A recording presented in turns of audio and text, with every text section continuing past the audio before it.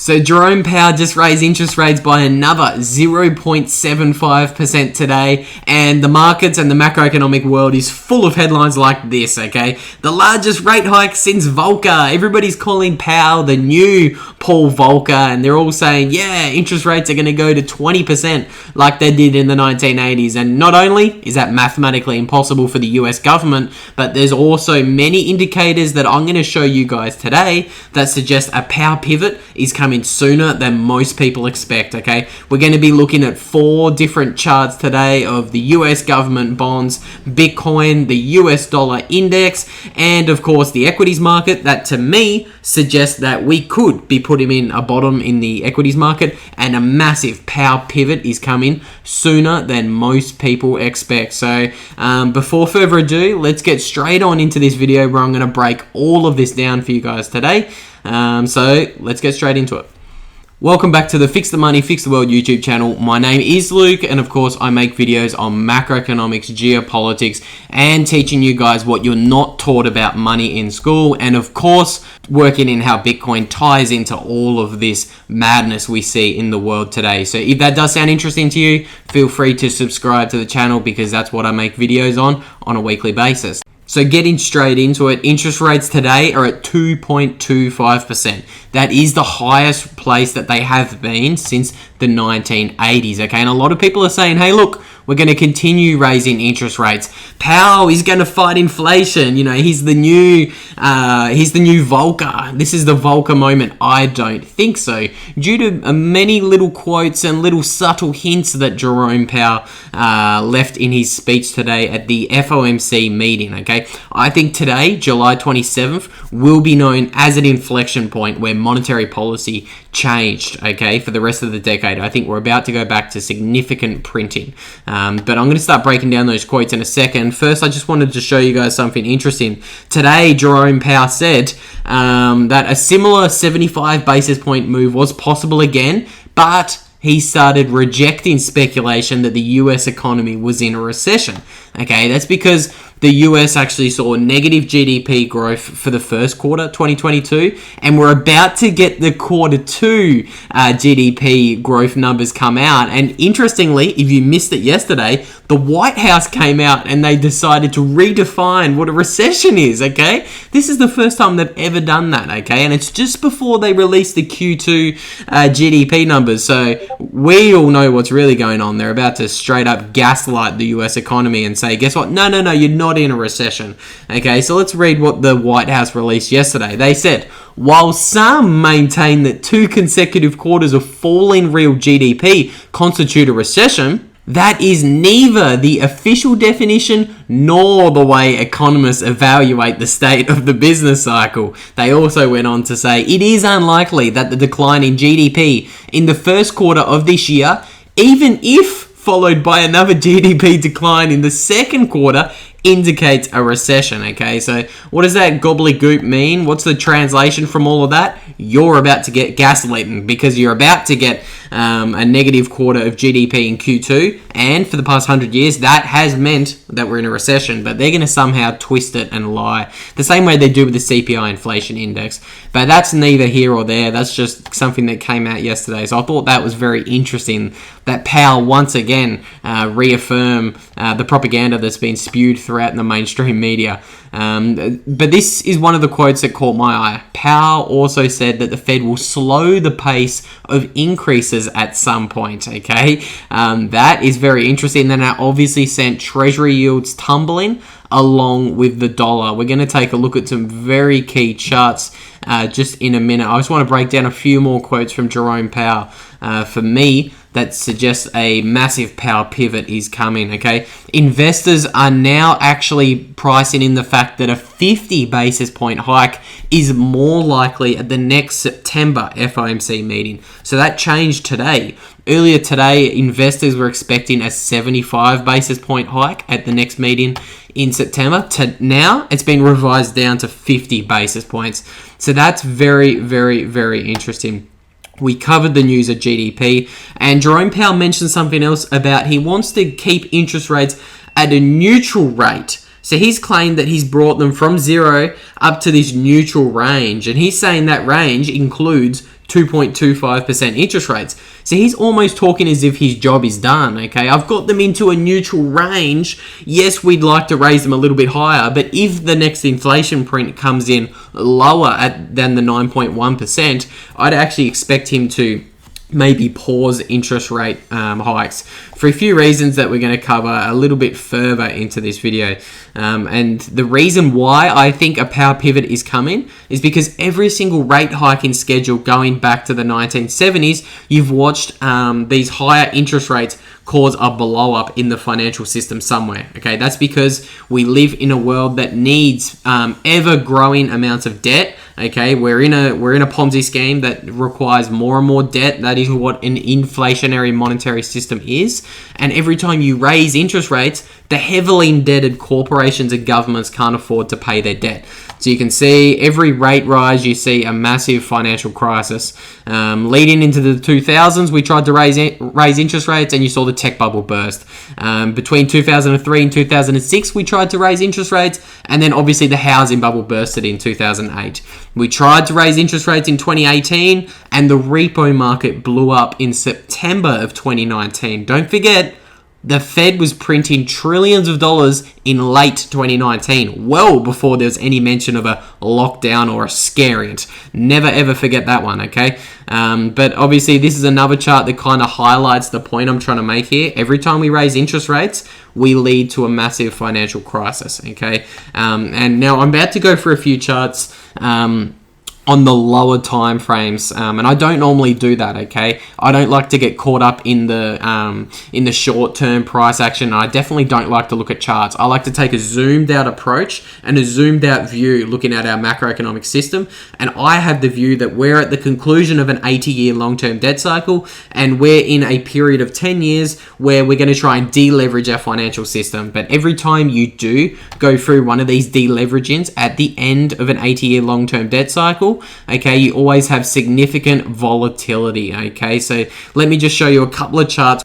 So when I say prepare for volatility, that's because that's how I see inflation is going to be, okay? I think we are in a currency collapse like we were in the 1920s with the German hyperinflation mark. And you can see throughout the years of 1918 and 1923, there were many hopeful moments where the price of gold would kind of correct a little bit and everybody thought, oh, it's going back to normal, inflation's going to slow down, the central bank would try to shrink its balance sheet by a little bit. But we all know what happened. The financial markets would freak out and they'd have to go and print money again to deleverage their balance sheet. This chart here also shows the same thing. The closer you get towards a currency collapse, the more volatile it gets, okay? I won't go into this in lots of detail today because I did do a video where I actually broke down the 80-year long-term debt cycle for a good 10 to 15 minutes, and I walked you through all of these amazing charts that go along with it. So if you want to check out my views on the end of an 80-year long-term debt cycle, check out the link that I'm going to put on screen right now. But moving on, I want to show you guys some charts that to me suggest that the Fed is about to pivot and we're about to see rate hikes slowed and we're about to see the money printers turned on. So this is a 40-year trend of interest rates in the United States. This is the yield on the US government 10-year bond, and you can see it's in a perpetual downtrend. Now what's very interesting is you can see it poked its head above this downtrend, okay, just this year in 2022. But to me, that looks like a top. That looks as if it is set in a top and the 10-year bond is about to roll over. So this takes me on to the next chart I want to show you as well. Something else that also looks like it's about to roll over is maybe the US dollar index, okay? If you take a look at that chart, it looks like it's gone parabolic, okay? Ever since Jerome Powell raised the interest rates on the reverse repo window on June of 16th, you can see what happens. You saw massive capital flight to the United States, and you can see this is the Dixie. So this measures the US dollar's strength against a basket of other currencies. And you can see the US dollar has gotten a lot stronger since June 16th, 2021. But it looks as if it's due for a little bit of a rest. Okay, I actually do have an article coming out this week outlining why I believe the United States will be the last fiat currency to hyperinflate on our transition to a Bitcoin standard. And so I do expect the US dollar to be very strong, but it could be due for a little bit of a rest in the short term. And if that is the case, that could be why the equity market looks as if it's bottomed, okay? Now, obviously, I don't do the whole tea leaves reading, but this does look like a textbook Adam and Eve's bottoming pattern, or should I say an inverted head and shoulders bottoming pattern, okay? You can see that's the kind of formation here. You're making lower lows, and then it makes a higher low, and it breaks out, okay? So that is very interesting. That is the ES1, so the S&P 500 futures markets, and I think it's very interesting that Bitcoin also kind of looks like it's put in a bottom. Obviously, I'd never talk about short-term price for a reason, because nobody knows where the short-term price of any markets is going to go. But I think this is interesting, and maybe this is sniffing out the fact that a power pivot could be on the way, okay? So before I wrap all of this up, let's quickly hit today's show sponsors, and then I'm going to give you guys the takeaways of what to expect over the next handful of weeks, as I believe we have just seen today, on July 27th, the inflection point in terms of monetary policy moving forward, but just most people haven't realized it yet. So let's hear from today's show sponsors. Massive thank you to today's show sponsor, Hodling Apparel, who is the best Bitcoin and freedom-oriented clothing brand in the space. Trust me, guys, I've been in the Bitcoin space for around 5 years now, and it's very, very difficult to find some high-quality Bitcoin clothing. And like me, the two founders of Hodling Apparel were endlessly looking for more wearable, everyday Bitcoin clothing until they realized they could just make their own, and that's exactly what they've done. As you can see on the screen here, guys, they offer a wide range of hats, t-shirts, and sweatshirts for every type of Bitcoiner, male and female, whether they are loud maximalists or low-key sovereign individuals. So whether you're headed to the next Bitcoin conference or family reunion, get yourself some gear at hodlingapparel.com to spread the Bitcoin message in style. Today, guys, you can get 20% off the entire range at Hodling Apparel if you use the promo code BMS20. So that is BMS20. That stands for Bitcoin Made Simple. And you guys can also get 15% off if it's your first time buying anything at Hodling Apparel. I highly recommend you go and check them out. My personal favorite is the Ungovernable t-shirt. I've got one of those on the way, and I'll be sporting it very shortly. But massive thank you to, again, Hodling Apparel. Check them out at hodlingapparel.com. Okay, so let's put a little wrap on this video. I want to keep this one a little bit shorter for you guys today.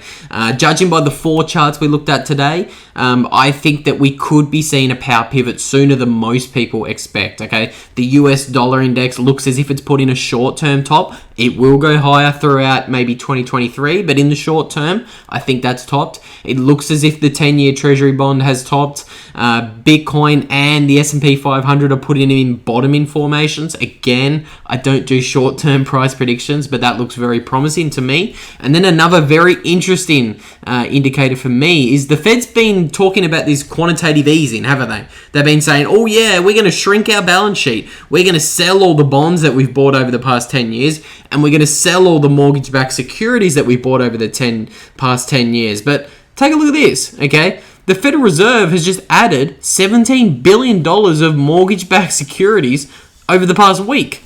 Aren't these guys supposed to be doing quantitative easing and stopping this whole printing of money and QE forever monetary policies? Why can't they stop buying mortgage-backed securities? That's because nobody wants to buy the debt. Nobody wants to buy the overpriced assets, okay? The mortgage-backed security market went no bid only a fortnight or so ago on a Friday night auction, okay? So there's just something else that I'm looking at that suggests a power pivot is coming. So that's what I expect to see. I think today, July 27th, I hope to have this video out before the 28th. I think today was an inflection point. I think it was an inflection point, and probably one of the bigger inflection points over the past 18 months in terms of monetary policy. So that's what I expect to see over the next 6 to 12 months, okay? I do like to take a zoomed out approach. I think we're living in one of those times where just extraordinary things happen, okay? I don't think taking a short-term view is a wise thing to do these days. I really do think that we are on the precipice of the conclusion of an 80-year long-term debt cycle, and I think we're just simply watching another one of these currency collapses that we've seen throughout history. So every time you see a currency collapse, the best thing to do is to buy yourself the next form of money. For me, I think that's Bitcoin, and I think we're in a 10-year period where the entire financial system is going to change. But as the slide says, prepare for volatility. This will not be a straight line, okay? You do not want to leverage yourself in a hyperinflationary event. Bitcoin just lost 70% of its value. I mean, even gold actually had like 80% corrections in the 1920s, despite it going from 0 to 1 billion German marks in that hyperinflation event between 1914 and 1923. No, you heard that correctly. It had 80% corrections in 9 years, despite it going from $1 to $1 billion. Okay, so prepare yourself for volatility. That's what I expect in this coming currency collapse and transition that we're living through. So that's all I've got for you guys today. If you liked the video, hit the like button, hit the subscribe button. I'm going to have lots more content like this coming your way. And of course, I'll see you guys in the next video. Have a good day.